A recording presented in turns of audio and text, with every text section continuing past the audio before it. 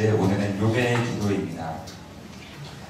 우리가 욥기는 잘 알고 있는 내용이죠. 다른 것에 비해서 이야기 형식으로 되어 있기 때문에 읽기는 좀 어렵죠. 그래도 왜냐하면 길기 때문에 긴 것은 성경이든 책이든 읽기는 좀 어려운 것 같습니다. 그렇지만 욥기의 이야기는 상대적으로 길이에 비해 내용이 쉽기 때문에 우리가 잘 알고 있습니다. 여러분에게 질문을 하나 하고 말씀을 나눠볼까 하는데요. 성경을 읽으면 우리가 복을 받는다라고 성경에 기록되어 있잖아요. 그렇죠? 여러분은 복을 받으셨습니까? 네. 아브라함 이야기를 보니까 또 야곱의 이야기도 그렇고 요셉의 이야기도 그렇고 물질의 복을 많이 받은 것 같아요. 성경에는 분명히 하나님을 믿으면 물질의 복을 받는다고도 나와 있습니다. 여러분 물질의 복을 받으셨습니까? 받으셨는데 또 믿음의 아멘입니까? 실제로 받으신 겁니까? 하나님을 믿으면 예수님을 믿는 자들 건강하게 하신다 그래요. 병을 고쳐주신다. 여러분의 병을 고침받았습니까? 아멘. 정말 아멘이십니까? 네. 네. 어떤 독을 마셔도 해를 받지 않는다 그러는데 여러분 독을 마신 적은 없으시겠지만 여러분 그럼 믿음이 있으십니까? 네. 저보다 믿음이 좋으신 분들이 여기에 설교하기가 좀 부끄럽네요. 네. 저는 그렇다고 독을 마시길 바랍니다. 성경에 보니까 많은 약속들이 있습니다. 하나님 믿는 자들이 어떻게 살게 되는가, 물질의 복을 받는 것도 있고 장수하는 복도 있고 그리고 병을 고침받는 것도 있고 독을 마셔도 해하지 않는 것도 있고 영원한 평안도 있고 여러분 영원한 평안 누리고 계십니까? 네. 믿음이 좋으신 분들 저는 평안하긴 하지만 또 삶의 어려움이 찾아올 때 때로는 마음이 흔들리기도 합니다. 그럴 때는 기도를 하지만 어떤 때는 기도를 통해서 바로 마음이 잡아지기도 하는데 또 어떤 때는 아무리 기도해도 이 마음이 너무 불안하고 흔들 때도 많이 있습니다. 우리의 삶이 하나님의 말씀과 분명히 다를 때가 있습니다. 여러분은 다 아멘하셨기 때문에 그러지 않으신 것 같아서 설교를 그만하고 기도해야 되는지 고민이 되는데 그렇지만 분명히 여러분 중에도 저처럼 하나님 말씀이 우리의 삶과 실제로 맞지 않는 부분이 그 약속들이 이루어지지 않는 부분이 분명히 있을 것입니다. 제가 이 국가에서 혜택을 받을 수 있는 어떤 자격이 되어서 지난달에 그것을 신청하러 동사무소에 갔습니다. 신청을 해서 이제 혜택을 받기 기다리고 있는데 우편이 날라온 겁니다. 우편에 뭐라 날라왔냐면 당신은 자격이 안 되기 때문에 혜택을 받을 수가 없습니다. 이렇게 날라왔어요. 제가 조사해온 바로는 분명히 자격이 되거든요. 그래서 동사무소에 가서 문의하고 물어보니까 심사에서 오류가 있었던 거예요. 그래서 받을 수 있는데도 불구하고 받지 못한다 그러더라고요. 제가 그걸 어떻게 알아보게 되었냐면 여러분 우리가 은행 업무나 이런 법에 대해 알아보는 거는 아주 작은 거라도 너무 복잡하고 어려워요. 글이 너무나 많고 우리가 어떤 은행 거래할 때 카드 하나 만들 때 계좌 하나 만들 때에도 우리 막 동의합니다 체크 10장씩 하지 않습니까? 사인 10번 하고 무슨 내용인지 하나도 몰라요. 그냥 은행원이 하라니까. 그걸 다 읽어보고 제가 알아본다는 것은 너무나 어렵고 복잡하고 힘든 일입니다. 그렇지만 그 국가 혜택을 받는 것이 저한테 유리하고 유익한 것이기 때문에 그 불합격 통지를 받았을 때 아주 많은 수고를 들여서 그 절차들과 안 된 이유들을 제가 다 조사해보고 다 알아봤어요. 많이 힘들었지만 그거를 하면 받는 이득이 크니까 그렇게 알아보고 가서 잘못된 결정을 뒤집고 혜택을 받게 되었습니다. 사실 이렇게 이 혜택을 받는 것은 저의 삶에서 그것을 받는 것이 저에게 전부인 것은 아닙니다. 삶의 일부가 윤택해지고 아주 삶의 일부분이 좋아지는 저의 삶에서 그렇게 크지 않은 한 부분이었지만 저에게 그것이 유익한 것이기 때문에 그 많은 수고를 마다하지 않고 제가 그걸 했던 것이죠. 여러분 하나님 말씀이 여러분의 삶의 전부가 되십니까? 네. 말씀이 전부이십니까? 네. 그렇다고 한다면 그 혜택을 받는 그것이 실제로 잘못되었기 때문에 제 삶에는 조건이 되지만 저에게는 적용이 안 된 것이 뭔가 이상하다고 생각해서 제가 알아보고 다시 그걸 정정하고 알게 되었지만 한편으로는 하나님 말씀에서 말씀하신 말씀에 기록된 것과 저의 삶과 실제가 다른데 적용되지 않는데 아무런 의문도 갖지 않고 그렇게 생활하고 있는 것이 과연 올바른 것인가 그런 생각을 문득 해보게 되었습니다. 여러분은 그런 생각 해본 적 있으십니까? 말씀에 기록된 하나님 말씀이 나의 삶과 실제로 다른 겁니다. 아마 그런 적이 분명히 있으실 겁니다. 그리고 그런 것들이 우리의 삶에는 굉장히 많이 일어나고 있습니다. 그럼에도 불구하고 우리는 대부분의 사람들은 의문을 갖지 않습니다. 의문을 갖지 않고 궁금해하지 않고 그냥 달라도 괜찮은 것처럼, 말씀과 내 삶이 달라도 상관없는 것처럼 그냥 넘어가곤 합니다. 왜 그런 것일까요? 왜 그런 것일까? 여러분을 정죄하고자 하는 말은 아니지만 그런 이유는 하나님 말씀이 정말로 내 삶의 전부라고 여겨지지가 않기 때문에 그런 것이 아닐까라고 생각해 보게 됩니다. 하나님 말씀이 내 삶의 전부라면, 정말 이것이 내 삶을 100% 지배하고 있는 말씀이라면 내 삶과 그것이 다르게 되었을 때 그것은 견딜 수가 없는 일이겠죠. 분명히 의문이 되어지고 왜 그런 것일까 궁금하고 찾아보게 되고 알아보게 될 것입니다. 그렇지만 이 말씀이 전부가 아니라 내 삶의 일부라면, 내 삶과 달라도, 실제 내 삶과 말씀이 달라도 우리는 아무런 의문과 아무런 문제도 없이 살아갈 수가 있습니다. 왜냐하면 내 삶이 일부이니까. 지금의 내 삶이 이미 있고 이 말씀 또한 그 삶이지만 내가 선택할 수도 있고 고를 수도 있는 삶이기 때문에 일부가 되었기 때문에 그것이 가능하다는 것입니다. 다시 말하면 하나님을 믿는다는 것이 우리의 어떤 전부, 우리의 삶을 다 지배하고 삶으로 하나님을 믿는 것이 아니라 그저 교회에서 예배하는 어떤 종교의 생활의 모습처럼 삶의 일부가 되었기 때문에 말씀과 달라도 우리는 고민을 잘 하지 않는다는 것이죠. 그럼 어떻게 됩니까? 말씀을 볼 때 나의 삶과 다른 것에 대해 아무런 고민하지 않고 아무런 의문도 제기하지 않고 그냥 넘어갑니다. 내 삶과 일치되는 말씀만을 가지고 은혜를 받게 됩니다. 나를 위로해주는 말씀, 지금 내가 힘든 상태에 있으니까 나를 위로해주는 말씀, 나와 함께 있는 하나님, 나를 사랑해주시는 하나님, 나를 위해 십자가 진 예수님, 그것만을 사랑하고 그것만을 보게 되는 것이죠. 나의 삶과 다른 것에 대해서는 의문을 갖지 않고 아무런 문제가 되지 않는 것처럼 그냥 넘어가 버리게 되는 거예요. 그것이 바로 이 교회가, 신앙이 우리의 삶의 일부가 된 종교 행위가 되어버린 사람들의 모습이 아닌가 그렇게 생각해 보게 됩니다. 출애굽기 말씀을 보면 이 아론과 모세와 그리고 이스라엘 백성들의 모습이 전부인가 삶의 일부인가를 나타내는 중요한 예표가 된다고 생각하는데요. 하나님께서 모세와 아론을 통해서 바로에게 나아가 내 백성을 보내라 라고 말씀하십니다. 내 백성을 보내라, 이 격상 가수들 우리가 많이 했던 거죠. 보내라고 말씀하시는데 나갑니다. 나아가서 바로한테 우리 보내주십시오. 우리는 가야 됩니다 라고 말을 하니까 바로가 이렇게 합니다. 얘네들 너무 편안해가지고 딴소리한다. 일 좀 더 시켜야 된다. 이렇게 말하죠. 그래서 아주 무거운 형벌, 그러니까 벽돌을 많이 만드는 노예가 해야 될 일의 양을 훨씬 더 많이 늘려가지고 이스라엘에게 부과합니다. 그러니까 이스라엘 백성들이 찾아와요. 모세와 아론한테. 바로한테 가지 않습니다. 무서우니까. 모세와 아론에게 찾아가죠. 그리고 뭐라고 합니까?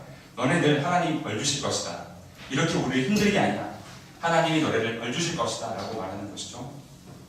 둘의 신앙을 보면 우리는 물론 모세와 아론이 옳다는 것을 알고 있습니다. 모세와 아론은 성경 안에서 말씀하신 하나님을 그대로 알고 있던 사람들이었습니다. 성경을 통해 성경을 전부라 여기고 지금의 자신의 살고 있는 노예의 삶과 하나님 말씀의 삶이 너무 다르기 때문에 노예에서 벗어나 하나님께서 말씀하신 삶으로 살아가는 것이 옳다고 알았던 사람들입니다. 그래서 바로에게 나아가 우리를 벗어나게 해주십시오. 우리 나가겠습니다 라고 말하는 것이죠. 반면에 이스라엘 백성들은 어땠을까요? 그들에게 두 가지 삶이 있었습니다. 하나님 믿는 삶과 바로 안에서 노예로 사는 삶, 이 두 가지가 있었던 것이죠. 그러다 보니까 그들의 신앙의 모습은 바로가 통치하는 세상 안에서 하나님 믿으며 거기에서 잘 사는 삶, 그것이 이스라엘 백성의 삶의 모습이었습니다. 그러니까 하나님 믿으면서도 모세와 아론 때문에 힘들게 되자 하나님이 너희를 벌주시기 원한다. 너희 때문에 바로가 우리 힘들게 한다. 이렇게 얘기하는 것이죠. 그들에게서 신앙은 모세를 하나님 믿는 신앙과 더불어 바로가 사는 세상을 섬기는, 바로를 섬기는 이 두 가지의 모습이 결합된 삶의 신앙은 삶의 일부가 된 모습이 이스라엘 백성들의 신앙의 모습이었습니다. 그들은 그 삶의 이상함, 분명히 하나님 말씀에서는 하나님께서 하나님 믿는 신앙으로서는 노예로 살아가는 그 삶이 정당한 것이 아니었음에도 불구하고 그것에 대해서 의문을 품지 않는 것이죠. 그것에 의문을 품는 것이 품는 것은 모세와 아론처럼 삶을 전부로 여기고 자신의 삶과 다른 것에 대해 고민하고 기도하고 하나님께 나아가고 바로에게 나아갔던 사람에게만 가능했던 것입니다. 오늘 욥기를 보면 이 욥기는 이러한 삶과 다른 하나님의 말씀에 대한 의문을 제기하고 있는 성경 말씀입니다. 욥은 고난을 당했죠. 욥에게 있어 욥 자신이 당한 고난은 정당한 것이 아니었습니다. 적어도 욥의 생각 안에서는. 그래서 욥은 의문을 제기합니다. 그것을 있는 그대로 받아들이지 않고 왜 하나님은 이렇게 하신 것일까? 왜 하나님 말씀이 내 삶과 다른가에 대해서 하나님에 대해 어쩌면 도전했다라고도 할 수 있는 사람인 것이죠. 욥기가 기록된 시기, 욥기가 성경으로서 읽히기 시작한 시기가 언제일까요? 성경 강의를 들으신 분들은 기억을 해주시면 참 좋을 텐데 원래 기억이 안 납니다. 언제냐면 포로 귀환한 이후입니다. 욥기는 물론 그 전에 있었겠지만 포로 귀환한 이후에 이스라엘 백성들이 이제 읽고 배우고 나누기 시작했습니다. 포로 귀환할 때 어떤 일이 있었냐면 사람들이 포로로 귀환했습니다. 그때 이 시편, 잠언, 욥기, 전도서, 아가 이런 것들이 다 모여가지고 사람들이 함께 읽고 연구하기 시작했는데 욥기가 모이게 된 배경은 이것입니다. 잠언은 포로로에서 귀환한 이후에 이전까지 전통적으로 가지고 있던 지혜들을 기록한 것입니다. 그 지혜는 이것입니다. 하나님을 경외하면 우리는 잘 살게 된다. 하나님을 경외하면 복 받는다 라는 것이죠. 잠언에서는 하나님을 경외한다는 말이 성경 전체 중에서 가장 많이 나온 성경 중 하나인데요. 하나님을 경외하면 잘 산다. 그것이 잠언의 내용이죠. 그런데 문제가 있습니다. 포로로 귀환을 살아보니까 이 사람들이 못 사는 거예요. 이 사람들은 포로로에서 귀환한 사람들이라면 대단한 신앙을 가지고 있는 사람들이죠. 왜냐하면 바벨론 포로들 힘들게 살았지만 그들은 바벨론은 페르시아에 무너지게 되고 페르시아에 살던 유대인들은 나름 잘 살았습니다. 괜찮게 살았습니다. 이 유대로 귀환했을 때 유대라는 땅은 어떤 좋은 집이 지어져 있고 살 곳이 있는 것이 아니라 아무것도 없는 폐허 같은 곳이었죠.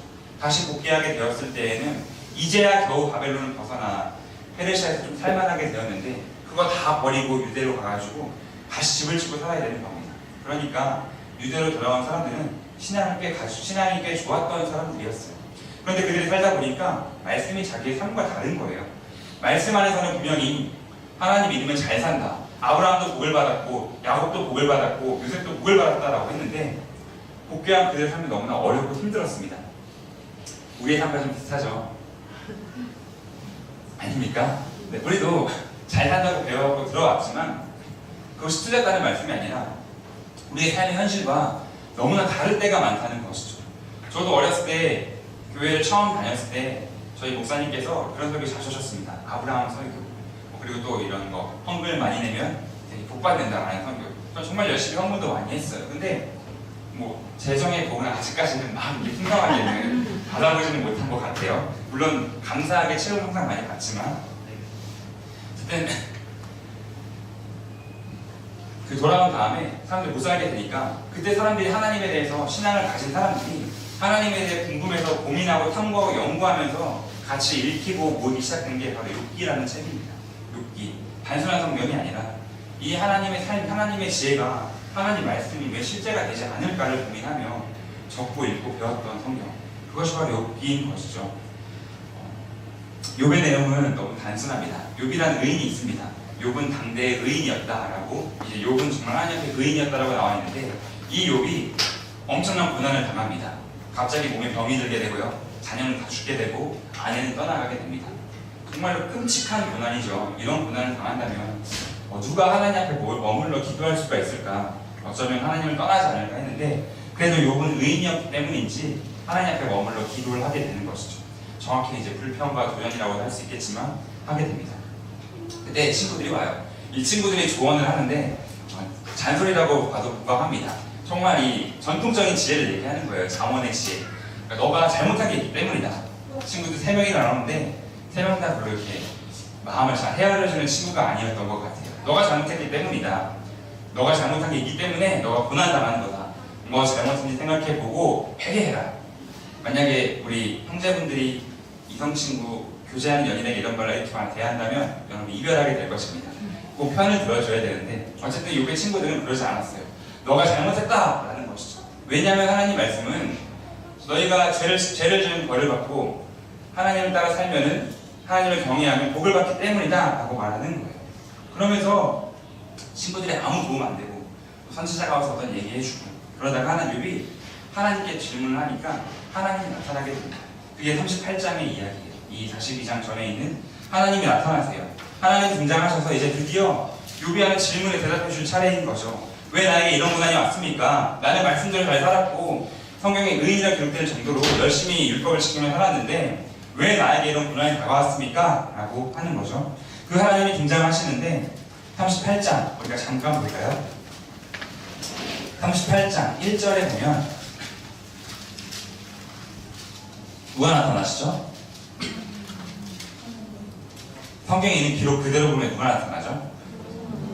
여호와께서 나타나십니다. 여호와께서 나타나시죠. 욥기를 자세히 보시면요, 욥기는 여호와라는 말이 처음에 1장, 2장 그리고 38장부터 나오고 중간에 그 많은 장들에서 여호와라는 말이 한마디로 나타나지 않습니다. 중간에 모든 친구들의 말에서는 하나님을 어떻게 표현하냐면 전능자다라고 표현합니다. 전능자.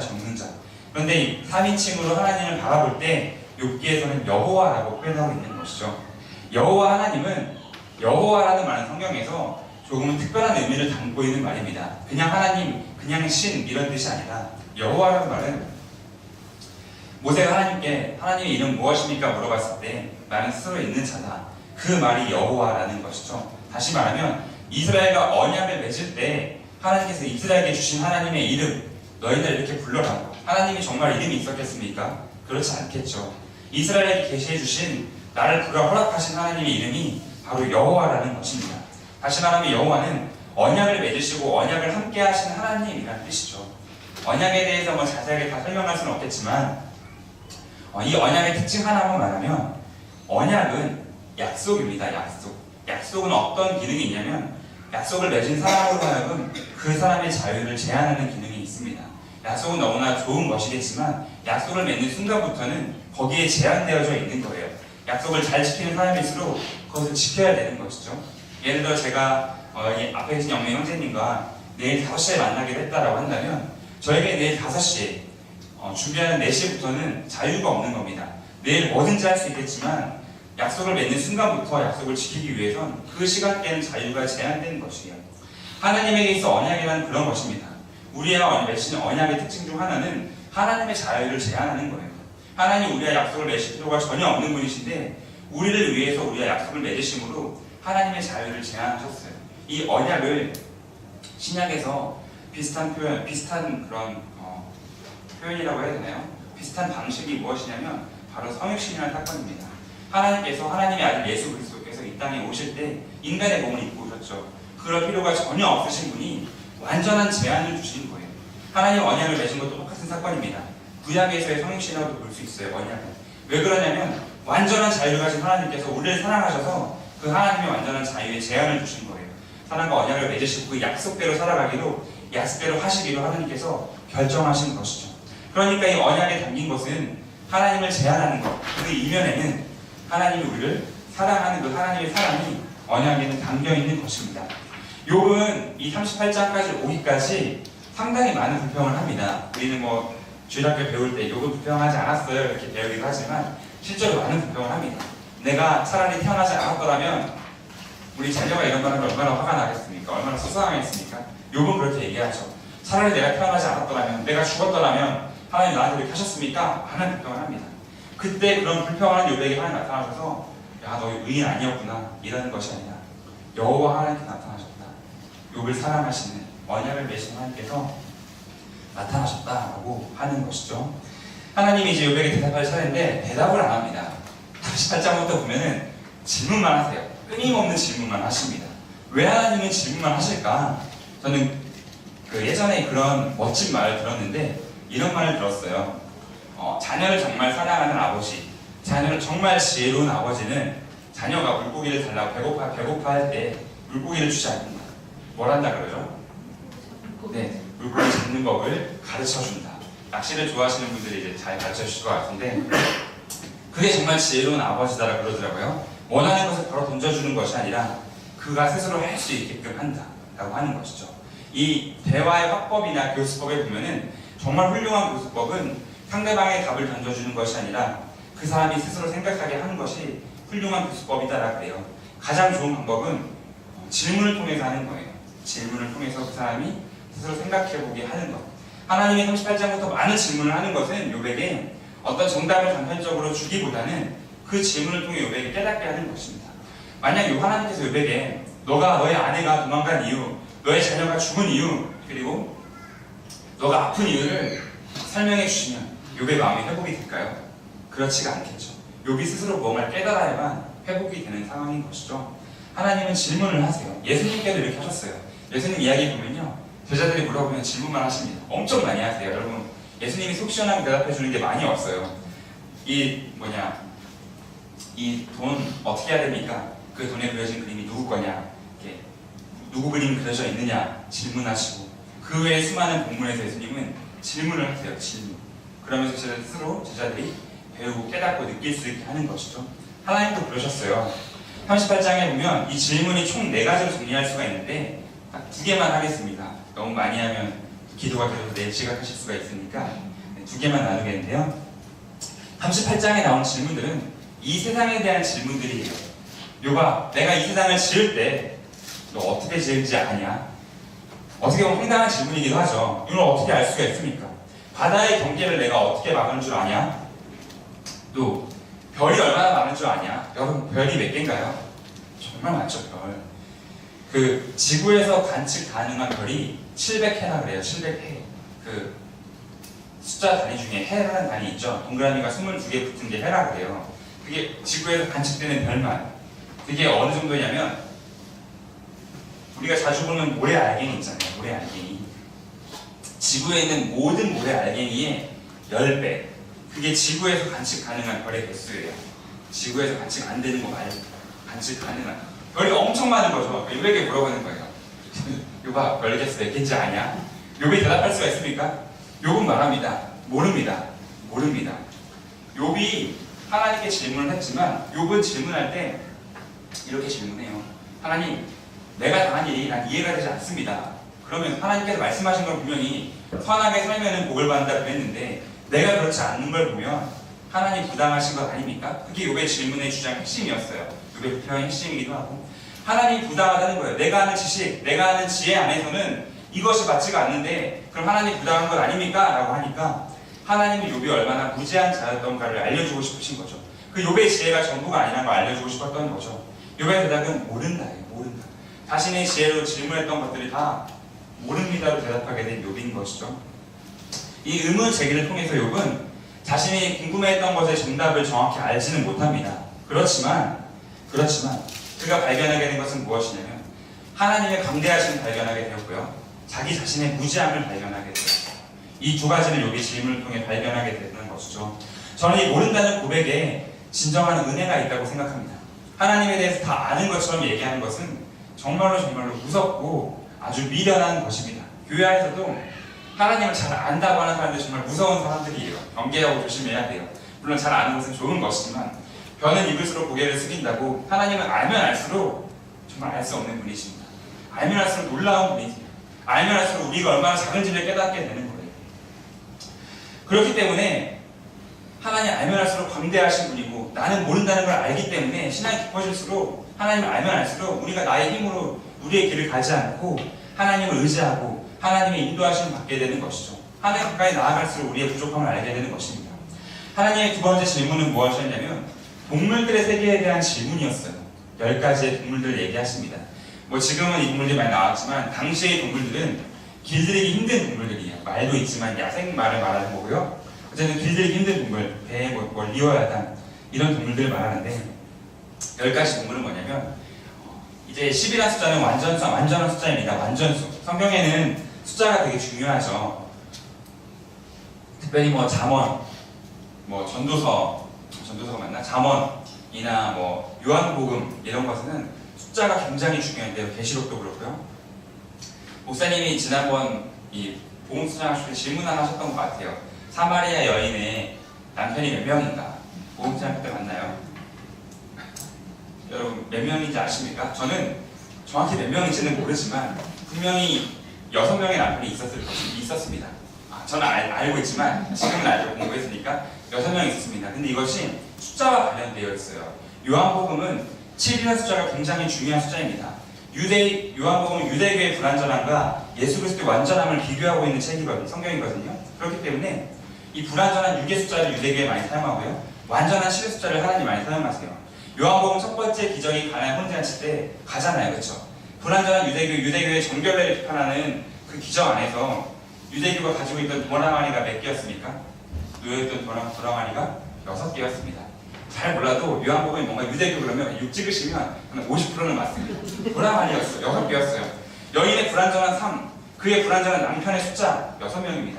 예수님 만났을 때가 7번째 예수 남편, 7번째 예수님 완전한 남편을 만나게 된 것이죠. 그 외에도 찾아보면 많습니다. 요한복음에 7이라는 숫자로 하나님을 나타내는 게 되게 많아요. 10이라는 숫자는 마찬가지로 완전한 숫자입니다. 완전한 숫자. 10가지의 불완전한 동물들, 10가지의 다수성 동물들은 무엇이냐면 완전한 혼돈에 대해 물어보는 거예요. 혼돈의 동물, 뭐 리와단, 베헤못 말씀하시는데 말하고 있는데 성경에서 이 완전한 혼돈들에 대해서 이제 물어봅니다. 너희가 이 동물들, 10가지 동물의 생태를 알고 있느냐? 길들이는 법을 알고 있느냐? 다스리는 법을 알고 있느냐? 욥이 똑같이 대답하죠. 1도 모릅니다. 한두 개도 모릅니다. 라고 욥은 대답합니다. 동의해요. 모릅니다. 모릅니다. 모릅니다.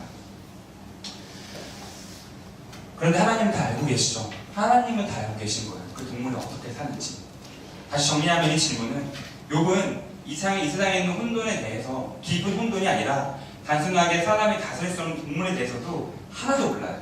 혼돈에 대해 알 수 없습니다. 그런데 하나님께서는 그 혼돈조차도 하나님이 창조하셨고 하나님의 질서와 섭리 안에서 움직이고 있는 거예요.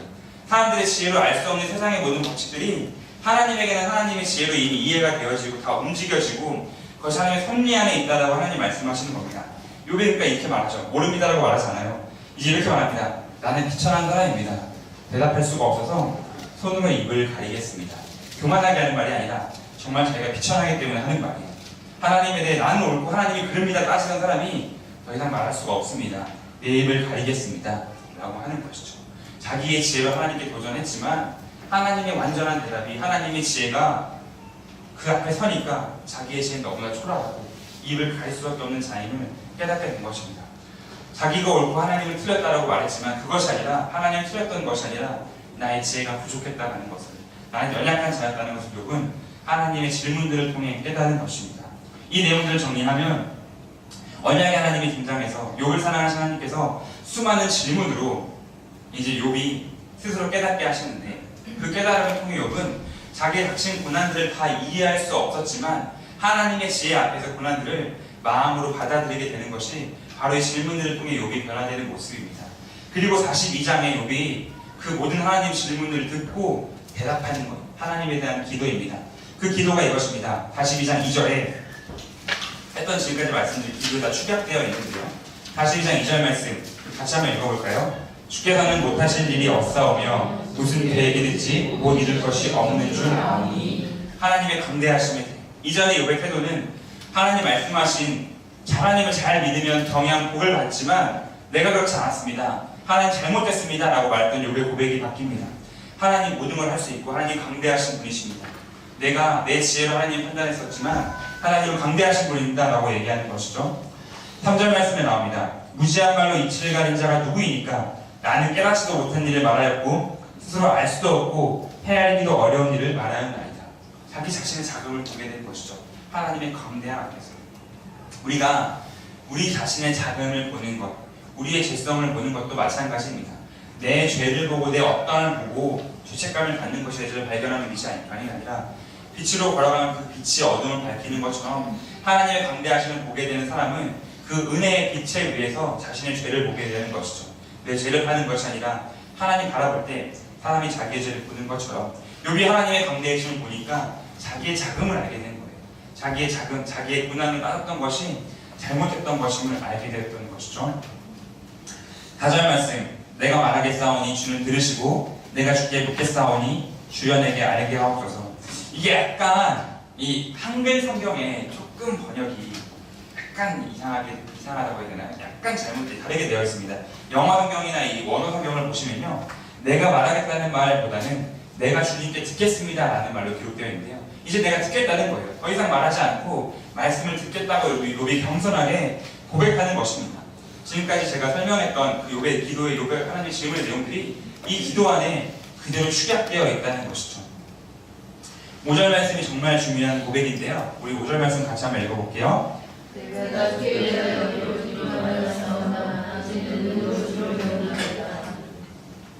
아멘. 내가 귀로 주님에 대해 알고 있었지만, 의인이었지만 욥이 알고 있던 하나님은 귀로 들었던 하나님, 이제는 눈으로 보고 있는 하나님이라는 것이죠. 이 두 개의 차이가 뭔지 여러분 아시겠습니까? 귀로 들었던 하나님은 이 하나님이 내 삶으로 경험되어지지 않은 하나님이에요. 내가 귀로 들어 지식으로 알고 있던 하나님이죠. 내 삶의 일부였던 하나님인 것이죠. 이전까지 친구들의 조언이 그랬습니다. 고난이 겪어보지 않은 친구들이 나와서 했던 것, 하나님에 대해 여호와라고 소개하지 않고 전능자라고만, 구약 성경 안에서 유대인들이 가지고 있던 하나님에 대해서 우리가 알고 있는 하나님은 너무나 친숙한 아버지 하나님이시지만 유대인들에게 하나님은 이름도 함부로 부를 수 없는 너무나 무시무시하고 너무나 거룩하시고 너무나 어미하신 하나님, 전능자 하나님이었는데 그 친구들은 하나님에 대해서 경험하지 못하고 알지 못하고 귀로만 듣고 배웠던 것이죠. 그래서 요백에 말한 것입니다. 보고 배운 대로, 그냥 배우고 들은 대로 너가 잘못한 게 있으니까 고난을 받은 거야 라고만 얘기했는데 귀로 들은 하나님인 것이죠. 삶을 통해 경험하지 않았던 내 삶과 말씀이 달라도 아무런 고민하지 않고 삶에서 하나님을 경험하지 않았던 귀로 들었던 하나님이었지만 이제 내가 고난을 겪고 나서 보니까 그 여호와 하나님, 나를 깨닫게 하시고 나를 알게 하시고 강대하시고 나는 작게 하시 나의 자금을 알게 하신 하나님을 보게 되니까 내가 귀로 들었던 하나님, 이전까지는 내 지혜로 알고 있었고 과거 했던 얘기들로 알고 있었고 친구들처럼 알고 있었지만 이제 내가 내 삶을 통해 이 하나님이 어떤 분이신가를 알게 되었습니다라고 욥이 고백하는 것입니다. 고난을 통해 삶으로 깨닫고 체험하는 하나님, 이 하나님이 바로 눈으로 보는 하나님이다 라는 것이죠. 욥은 이어서 회개합니다. 그러니까 제 가운데서 회개하나이다. 자기의 작은 지식으로 하나님 판단했던 것, 내 삶의 하나님을 일부러 여겨서 내 삶과 달리 삶으로 경험하지 않고 귀로만 듣고 내 삶의 일부로, 내 삶의 지식으로만 남겨두었던 하나님, 그렇게 알고 있던 자기 자신 하나님 앞에서 회개하는 것이죠. 이것이 욥의 태도입니다. 그리고 이것이 욥의 기도이기도 합니다. 여러분, 우리가 아는 하나님은 어떤 하나님입니까? 혹 우리가 아는 하나님이 귀로만 듣는 하나님이 아닌가? 저는 그렇게 우리가 아는 하나님을 돌아봐야 한다는 생각을 하게 되었습니다. 나는 어떤 하나님을 알고 있는가?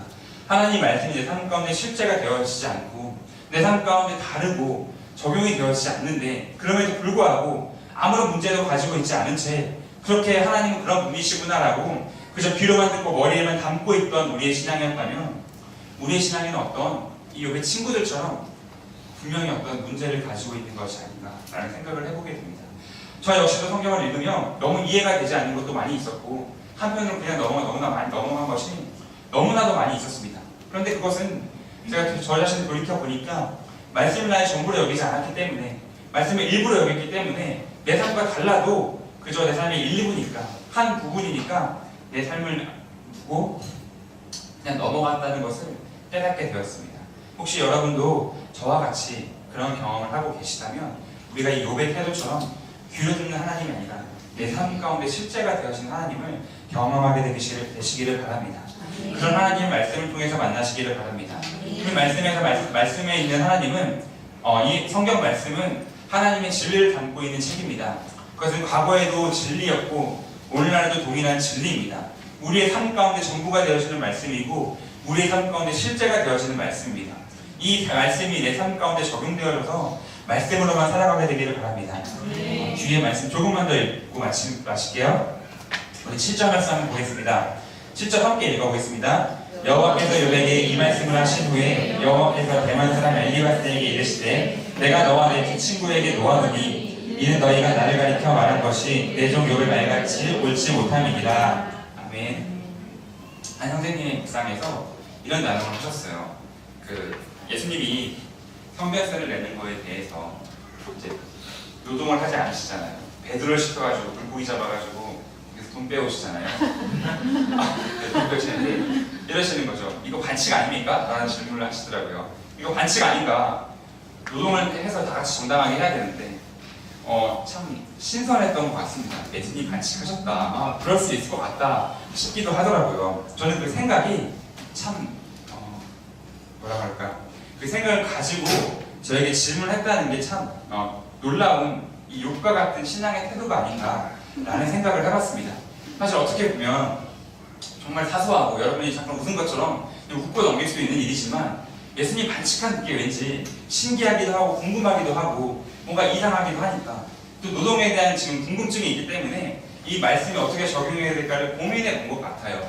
우리가 사실 묵상을 할 때 정말 중요한 것은 하나님 말씀 내 삶 가운데 실제가 돼야 되는데 수박 겉핥기식에 적용을 하는 경우 되게 많죠. 저도 그런 경우 되게 많이 했어요.